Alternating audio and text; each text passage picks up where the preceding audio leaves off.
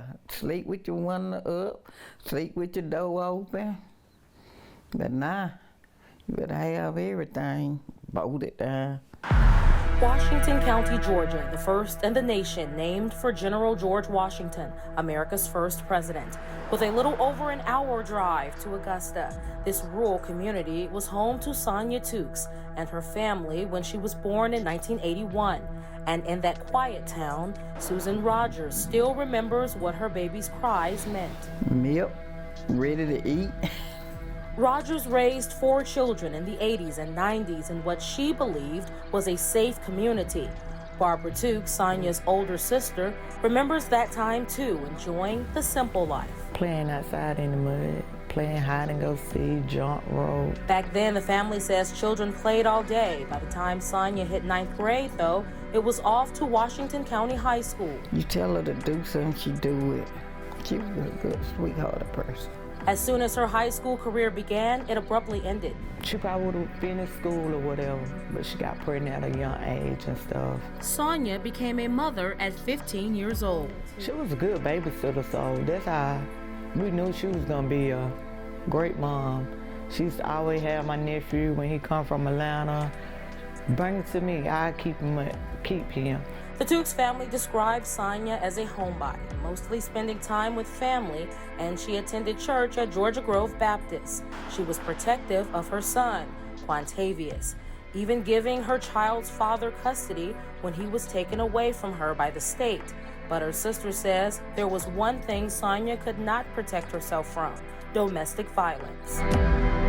I mean, she met him at a young age and everything, and she just like, she come be apart from him and stuff.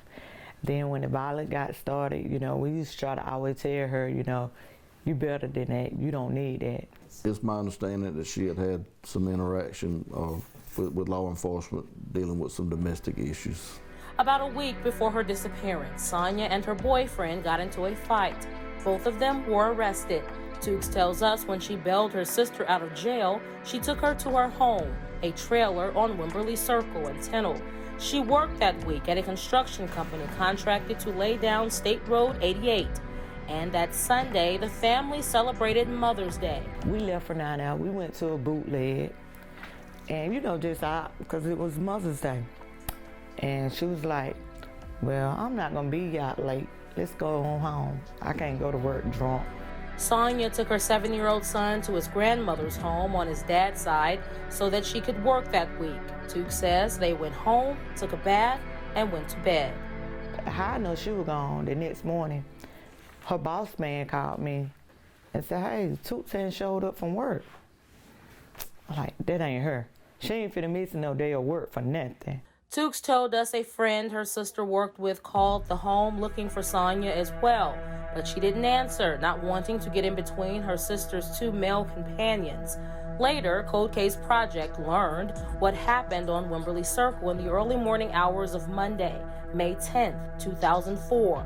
Police say Sonya took a phone call around 1:15 in the morning. She stepped outside, leaving the back door slightly open.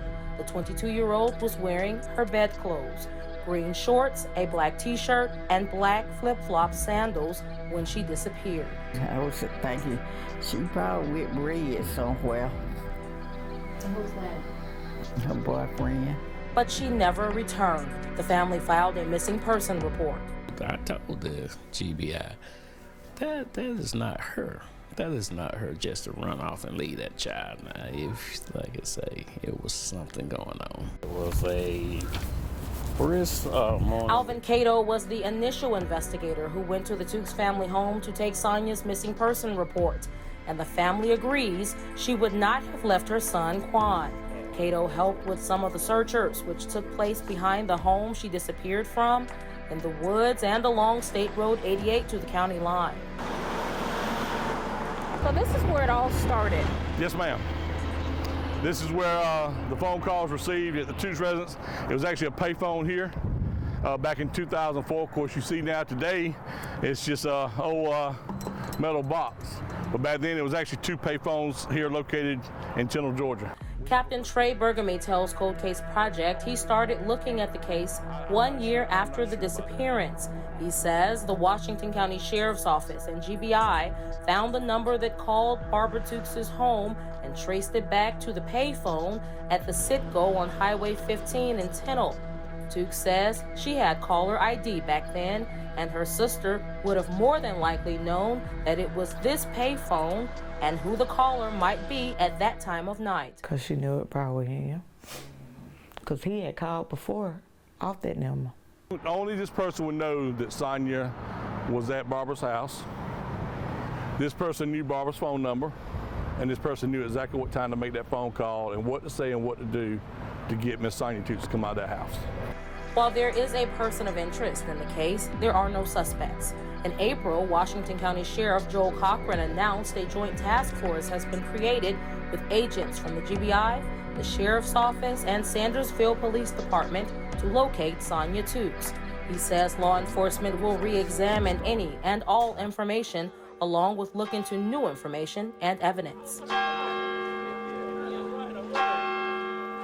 In May, the task force held a candlelight vigil at the courthouse. Time for you to step up and help this family right here to a closure. For family and friends of Sonya.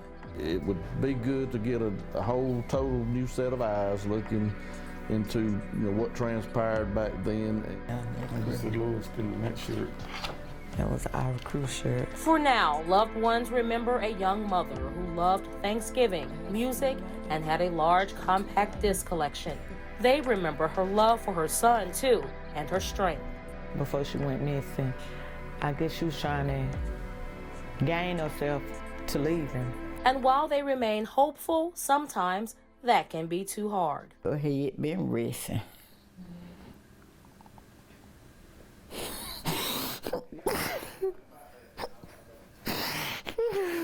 Sonya Tukes was last seen wearing green shorts, a black t-shirt, and black flip-flops at her sister's home on Wimberley Circle in Tennille, Georgia.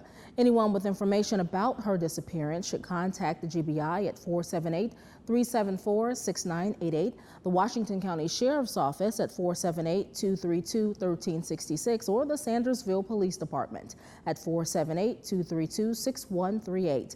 You can call anonymously as well. Next time on the Cold Case Project, we take you to Richmond County, where Carl Collins Jr. was murdered on Old Barton Chapel Road in September 2020.